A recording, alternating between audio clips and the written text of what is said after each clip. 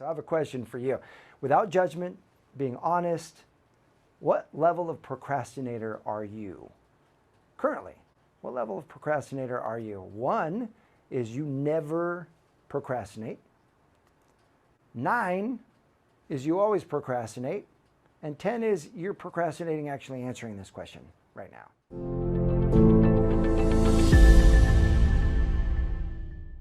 So the question is, what would it take to move you down that scale? To move you into greater action? Because greater action is the doorway to faster manifestation and greater speed. You know, I grew up with Mary, of course, as my mom, and that meant going to a lot of seminars, and that meant listening to a lot of speakers and doing a lot of this stuff from a very early age. I can remember being 14 years old and one of my first weekend seminars, and we're doing a process and I'm sitting knee to knee. You know, these processes, this is like back in the early 90s, and it was all about, you know, sharing and really opening yourself up. And so I'm 14 years old, I'm sitting knee to knee with this gentleman who's like 49 years old, and he's opening his heart to me. He's telling me about the divorce that he and his wife have just gone through, and he's crying, and I'm like, you know, trying to take this in as a 14-year-old. So I start talking about the breakup that my girlfriend and I had, and I'm trying to give it my best, you know, at 14. And this particular principle, the law of non-resistance, was always the one that I had trouble with, was always the one that really tough to wrap my mind around. What does this really mean? Especially the phrase, what you resist persists. Have you heard that phrase before? And if you felt like I did, like it just, and when you first learned it, just didn't make a whole lot of sense. Like why would that even be true? What you resist persists. And I love Dr. Raymond Hollywell's chapter on the law of resistance. He does a beautiful job unpacking why that's true. And he talks about being like water, being like a stream, and flowing with whatever life gives you being the fastest way to achieve your dream. You look at the tiny stream, and the tiny stream doesn't fight the boulder. The tiny stream doesn't fight the fallen tree. The tiny stream finds the path of least resistance to join with the mighty river. Now, the mighty river doesn't have to wind so much. The mighty river has a straighter path, but yet still does take a path of non-resistance and then join with the great ocean and the source. And that's what we are doing.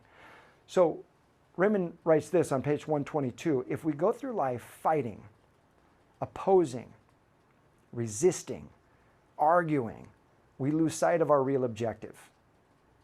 If we are always getting steeled for the next opposition or trouble, we can expect plenty of it. So the first idea that really helped me with the law of non-resistance is this one, is accepting what is.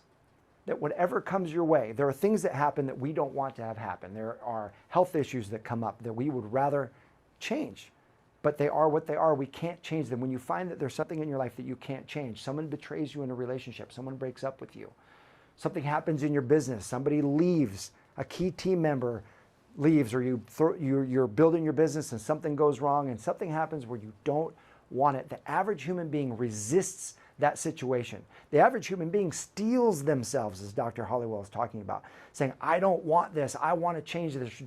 And they do everything they can to make it different and make it go away. When at some point you know that the situation as it is can't change, it's already done. The only thing left to do is accept it. Accept it as is. The first stage of this is acceptance.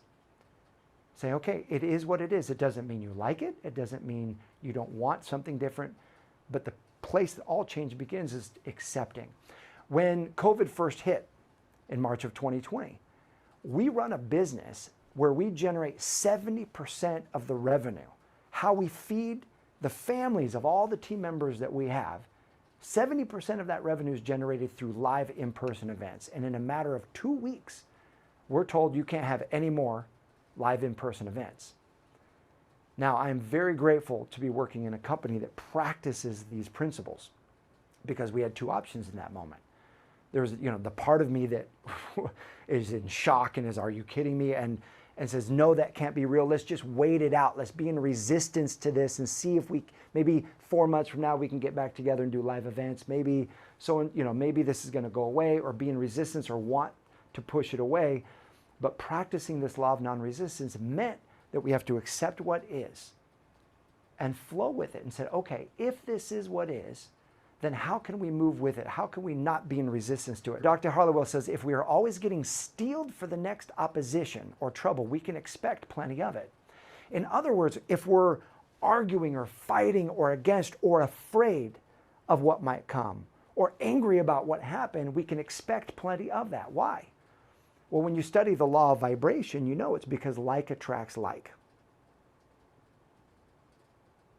Like attracts like. So if you're frustrated, if you're angry, if you're upset, if you're depressed about what's going on, you can expect more of that situation, either the current situation lasting longer or more of those situations to come into your life. Now, I don't know if you're like me, but I don't want more of these situations coming into my life. I want to know how to transcend it. I want to know how to transform it. And so Dr. Hollowell gives us a wonderful prescription on these next 2 slides. He says, every worried thought, every fear, doubt, complaint, argument, and angry thought changes your course and lengthens the time for your goal to be reached. Why? Because now you're in harmony with what you don't want. But instead, he says this, unite your forces for good with the good that is seeking you. Remove and dissolve every obstacle, and here's the formula, by blessing it and being willing to understand it.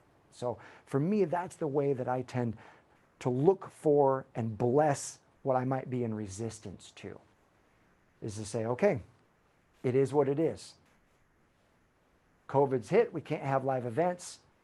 Let's bless this situation. What if there's some good in this? What would that good be?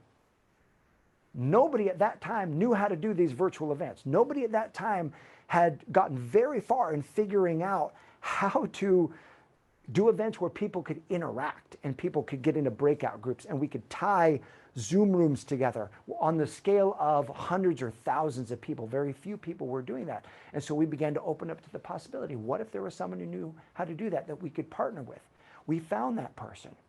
Within a couple of months, we held our next DreamBuilder Live, and in that DreamBuilder Live, we had double the number of people attended DreamBuilder Live than we had had in the entire 10-year history of doing DreamBuilder Lives. Double the number of people. We were able to reach, our mission is empowering people to create and live a life they love.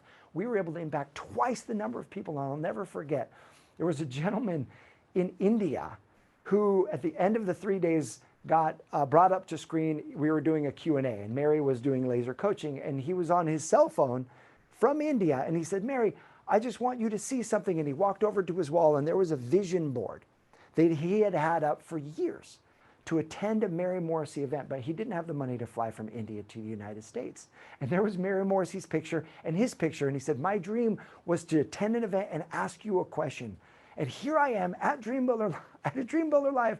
I'm asking you this question. This is just, I want you to know, this is my dream come manifest. And everyone cheered for him, and it was such a cool moment.